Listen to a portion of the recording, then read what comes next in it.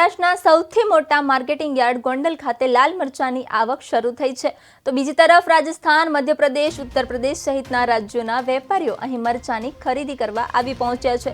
શિયાળાની શરૂઆત થયા બાદ સમગ્ર સૌરાષ્ટ્રમાં મરચાનો પાક તૈયાર થાય છે તો હાલ મરચાનો પાક તૈયાર થતાં સૌરાષ્ટ્ર સૌથી મોટા માર્કેટિંગ યાર્ડ ગોંડલ ખાતે લાલ મરચાની આવક શરૂ થઈ છે।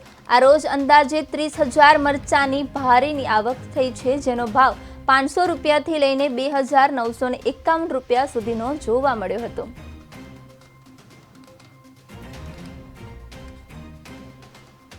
સૌરાષ્ટ્રનું અગ્રીમ ગણાતું ગોંડલ માર્કેટ યાર્ડમાં આજ રોજ 30,000 મરચાની ભારીની આવક થવા પામી હતી અને એનો ભાવ 500 થી લઈને હતો અને જેમાં કે સાનિયા, રેવા, ઓજસ એવી મરચાની જાતની આવક થઈ હતી અને મહારાષ્ટ્ર, MP, યુપી, કર્ણાટક ત્યાંના વેપારીઓ ખરીદી માટે આવ્યા હતા।